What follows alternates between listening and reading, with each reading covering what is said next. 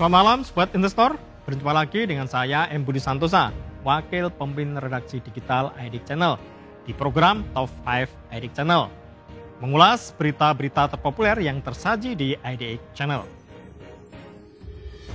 Pasar saham dalam negeri menunjukkan dinamika yang cukup kuat di awal November ini. Sektor konsumsi dan saham blue chip menjadi pusat perhatian investor. Sejumlah emiten consumer good mencatat lonjakan harga signifikan, didukung perbaikan daya beli dan stimulus pemerintah. Di sisi lain, saham-saham berkapitalisasi besar dalam indeks LQ45 mulai menguat sejalan masuknya kembali aliran dana asing dan optimisme terhadap prospek ekonomi menjelang akhir tahun. Sementara itu, sejumlah sentimen korporasi turut membentuk arah pasar, mulai dari pembagian dividen interim oleh ITMJ hingga perubahan komposisi indeks MSCI yang memicu rotasi portofolio investor global. Di sektor properti, saham-saham REIT mengalami tekanan tajam setelah rally agresif sebelumnya, menandakan terjadi fase distribusi.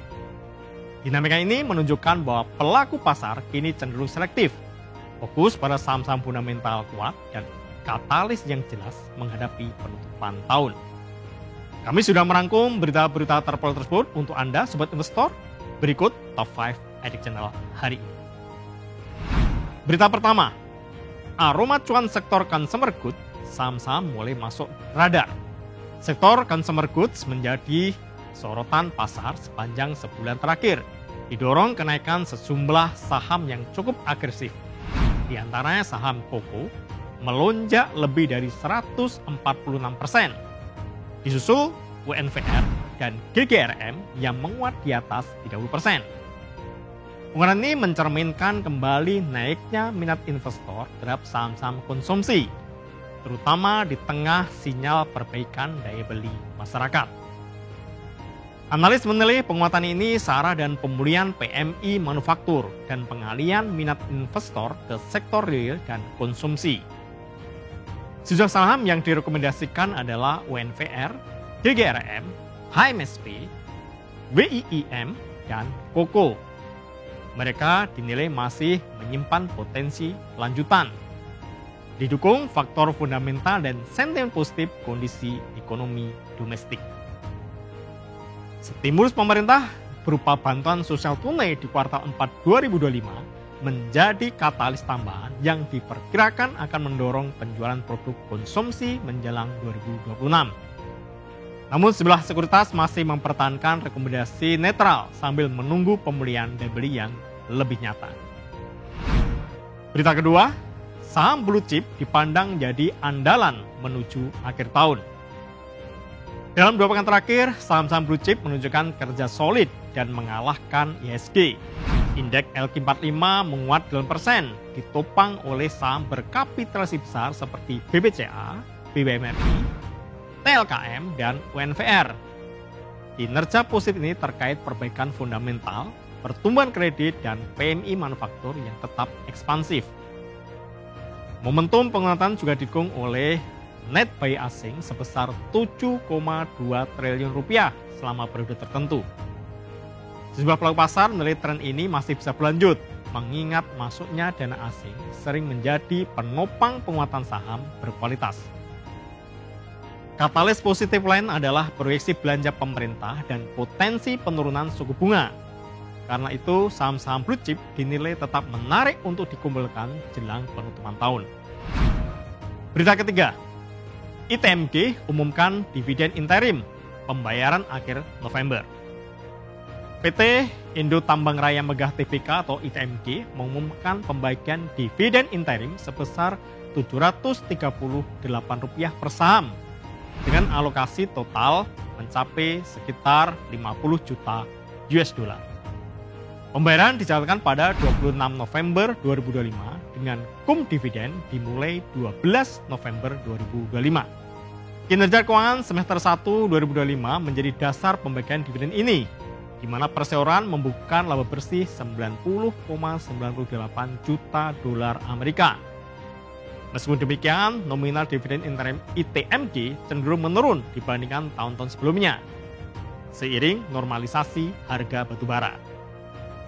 Dividen yield yang terbentuk dari pembaikan ini diberikan di kisaran 3,14%.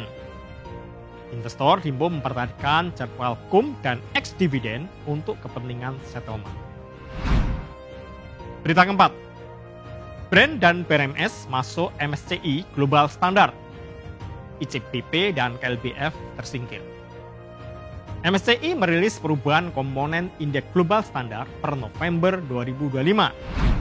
Emiten Brand dan BRMS masuk dalam indeks tersebut, menandakan meningkatnya peran perusahaan energi terbarukan dan mineral dalam radar investor global. Sebaliknya, ICBP keluar dari global standard dan KLBF turun ke small cap. Pergeseran ini berdampak pada potensi arus keluar dana aset manajer yang mengelola portofolio berbasis indeks. Karenanya harga saham terkait bisa berfluktuasi menjelang tanggal efektif. Perubahan indeks ini akan berlaku mulai 25 November 2025. Pelaku pasar disarankan mencermati pergerakan harga saham terkait, mengingat aktivitas rebalancing sering memicu volatilitas jangka pendek. Berita kelima, saham Rise anjlok setelah rally parabolik, aksi distribusi menguat. Saham Rise mengalami penurunan tajam hingga 36% dalam sepekan, setelah sebelumnya melonjak lebih dari 120% dalam sebulan. Gerakan ini menunjukkan terjadinya correction setelah fase euforia atau parabolic rally.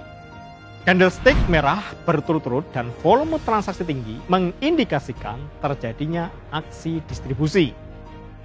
Support terdekat berada di area 7.000 hingga 7.200 rupiah.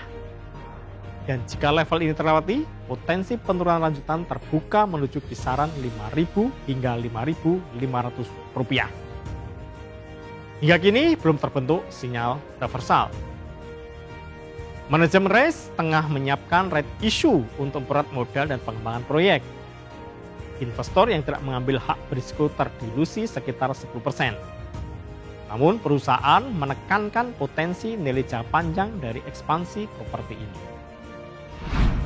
Demikian Top 5 Edik Channel edisi kali ini. Saya M. Budi Santosa pamit undur diri. Patut diingat bahwa segala keputusan pembelian maupun penjualan saham sepenuhnya berada di tangan Anda, Sobat Investor.